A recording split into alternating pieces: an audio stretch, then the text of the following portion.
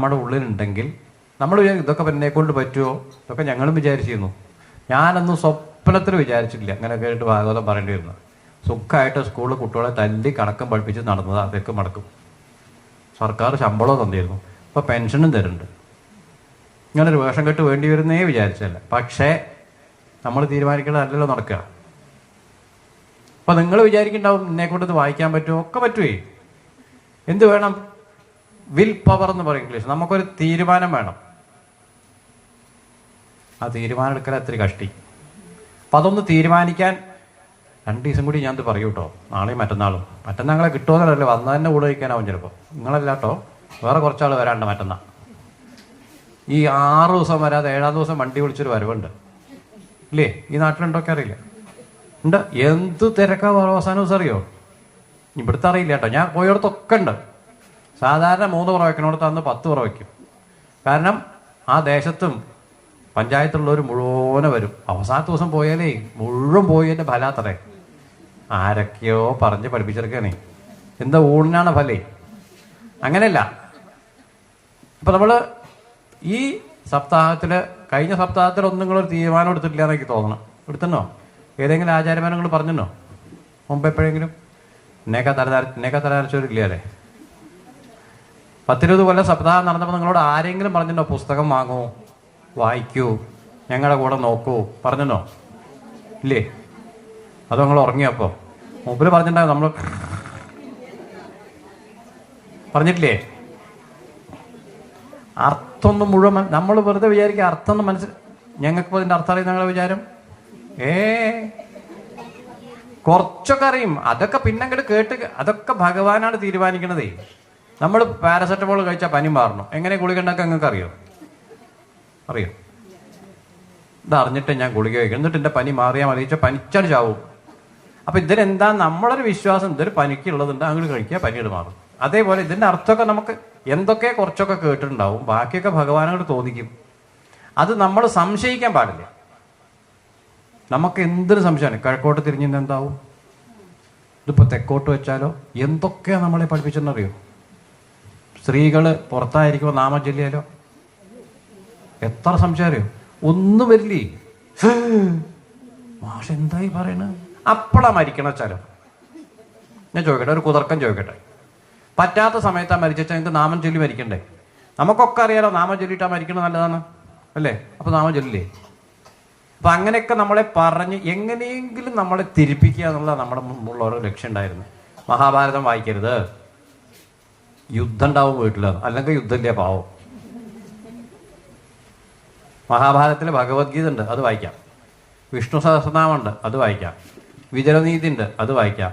സനൽസുജാതി ഉണ്ട്, അത് വായിക്കാം. മഹാഭാരതം വായിക്കാനും പാടില്ല. തിരിപ്പിച്ചിരിക്കുക നമ്മളെ. 1.25 ലക്ഷം ശ്ലോകമാണ് മഹാഭാരതത്തിൽ. വായിച്ചു തീരുമല്ലേ വേറെ കാര്യം. അപ്പം ഇതൊക്കെ വായിക്കണം, മക്കളെ കൊണ്ട് വായിപ്പിക്കണം. സന്ധ്യയ്ക്ക് രാമായണം വായിക്കാൻ വേണ്ട, ഹനുമാൻ പ്രാർത്ഥിക്കുക അത്രേ. അതെ, അയ്യോ സന്ധ്യയായി നിർത്തിക്കോ. എന്ത് അപ്പൊ ഹനുമാൻ അല്ലാത്ത നേരത്തും പ്രാർത്ഥിക്കുന്നില്ലേ? സന്ധ്യയ്ക്ക് മാത്രമേ ചങ്ങായിക്ക് പ്രാർത്ഥന ഉള്ളൂ? ഒരു അടിസ്ഥാനം ഇല്ലാത്ത കുറേ കാര്യങ്ങളെ നമ്മളെ തെറ്റിദ്ധരിപ്പിച്ചിട്ട് എന്താ പറയുക, ഇത് വായിച്ചാൽ ഈ ചങ്ങായി നന്നാവും, വായിക്കരുത്, അതാണ് ലക്ഷ്യം. അപ്പൊ ഇതൊക്കെ നമ്മളൊന്ന് പൊളിച്ചെഴുതണം. നമ്മളോ കുരുത്തം കെട്ടുപോയി. നമ്മുടെ അടുത്ത തലമുറയിൽ നന്നാവണമെങ്കിൽ ഇതിനൊന്ന് മാറ്റി പിടിക്കുക. ഇതിൻ്റെയൊക്കെ ഉള്ളിലുള്ള അർത്ഥങ്ങളെ വെറുതെ കുറെ കഥ കേട്ട് പോലെ അതിൻ്റെ ഉള്ളിൽ അങ്ങനെ പറഞ്ഞില്ലേ, ബാലി ആരാണ്, സുഗ്രീവൻ, ഇതൊക്കെ ഈ ഉള്ളിൽ കുറെ കാര്യം അത് മനസ്സിലാക്കിയിട്ട് വന്നാൽ ഒരു പ്രശ്നവുമില്ല. അപ്പം അതിനാവണം നമ്മൾ ഈ സപ്താഹം കേട്ട് പോകുമ്പോൾ ഈ 2 ദിവസം കൂടി ഉള്ള നേരത്തെ നമ്മൾ തീരുമാനിക്കേണ്ടത്. ആ തീരുമാനം എടുത്താലാണ് ഈ കൃഷ്ണന്റെ കഥ കേൾക്കണേൽ നമുക്ക് എന്തെങ്കിലും തൃപ്തി ഉണ്ടാവും. മറ്റത് പണ്ട് പറഞ്ഞില്ലേ, രുക്മിണി സ്വയംവരം ഗംഭീരായി, 3 പായസം, പാലടണ്ട്, പഴമുണ്ട്, അരിപ്പായസമുണ്ട്. ഇതിന് മീൻ രുക്മിണി സ്വയംവരം ഗംഭീരാവാൻ എന്താ വേണ്ട? അങ്ങനെ ആയിട്ട് കാര്യമില്ല. നമ്മുടെ ഉള്ളിലേക്ക് ഈ പായസം ചെല്ലണം. അപ്പോൾ നമ്മൾ പറഞ്ഞു നിർത്തിയോട് തുടങ്ങാം. ഇവിടെ പൂതന്റെ കഥ ഗംഭീരമായിട്ട് ശ്രീ ശുഖബ്രഹ്മർഷി പറഞ്ഞു കൊടുത്തു. പരീക്ഷത്തിന് സന്തോഷമായി പറയുകയാണ്, ഇനി ഇങ്ങനത്തെ കഥ പറഞ്ഞു തരുമെന്ന് പറഞ്ഞു. അപ്പം ഇനിയും കേൾക്കണം പറഞ്ഞപ്പോൾ ശ്രീ ശുഖബ്രഹ്മർഷി ഇന്ന് ആദ്യമായിട്ട് ആരെങ്കിലും വന്നിട്ടുണ്ടോ? നിങ്ങൾ മിണ്ടാതിരിക്കുന്നുണ്ട്. നിങ്ങളെ ഞാൻ അപ്പോഴേ നോട്ട് ചെയ്തിരുന്നു. പക്ഷെ ഇന്ന് ആദ്യം വന്നൊരു വർത്തമാനം പറയണ്ടേ, പഴയ ആൾക്കാർ മിണ്ടില്ല, അവർക്ക് എൻ്റെ സ്വഭാവം അറിയാം, അത് കുരുത്തം കണ്ടവനാന്ന് അറിയാണ്ട് മിണ്ടില്ല. പക്ഷെ പുതിയ മാഷാന്നറിയണ്ട, ശരി മാറ്റി പറഞ്ഞു. അല്ല നിങ്ങൾ സൈലന്റ് ആയിരിക്കല്ലേ, വായിക്കണ്ടേ? ഇത് വായിക്കില്ല, ഭാഗവതം വായിച്ചില്ല. എന്നാ നമുക്ക് തുടങ്ങാലോ. ആവും അർത്ഥമൊക്കെ അങ്ങോട്ട് തനിയെ മനസ്സിലായിക്കോളെ, വായിച്ചങ്ങോട്ട് തുടങ്ങി അങ്ങോട്ട് മനസ്സിലാവും. അപ്പം നമുക്ക് കാലഞ്ഞിട്ട് കുറെ വായിക്കാം, തുടങ്ങാം. അപ്പം ഈ മറ്റന്നാൾ മുന്നോട്ട് തുടങ്ങാം, ആയിക്കോട്ടെ. അപ്പം ഇവിടെ അറിയാല്ലേ? നന്നായി. ഇനിയിപ്പോൾ മരിച്ചതല്ലേ അറിയാവുള്ളൂ, നമുക്ക് 2 ദിവസം കഴിഞ്ഞാൽ ആള് പോവും, പേടിക്കണ്ട. ഇന്നിപ്പോൾ എന്താ അറിയാത്തത്? എന്നാ ജനിച്ചത് പറയാം, മരിച്ചു വെച്ചാൽ മുഴുവനായി കഴിഞ്ഞു. അപ്പോൾ ഈ കഥ കേട്ടപ്പോൾ പരീക്ഷത്തിന്റെ സന്തോഷം കണ്ടപ്പോൾ ശ്രീശുവിന് വീണ്ടും ഇങ്ങനെയൊന്നും സപ്താഹത്തിൽ ഉണ്ടാവില്ല സാധാരണ കേട്ടോ. ഇതൊക്കെ കണ്ട അപൂർവമായിട്ടുള്ള നിങ്ങളുടെ ഒരു സുഹൃത, നിങ്ങൾ അത്രയും നല്ല ആൾക്കാരാവണം ഭഗവാൻ അങ്ങനെയൊക്കെ അവസരം എനിക്ക് തോന്നണം. ഓട്ടെ. അപ്പം കുറച്ച് പ്രായം കഴിഞ്ഞു.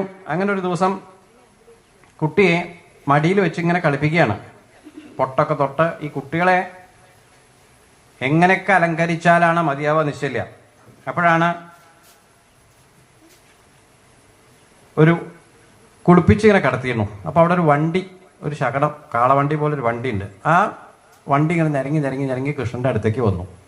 ഈ കുട്ടി കാല് പൊന്തിച്ചിട്ടാണല്ലോ കുട്ടികൾ കളിക്കുമ്പോഴല്ലേ, ഈ കാല് പൊന്തിച്ച് കളിക്കുമ്പോൾ ഈ വണ്ടിയുടെ മുകളിൽ കൊള്ളുന്നു കണ്ടു കൂടുള്ള കുട്ടികൾ.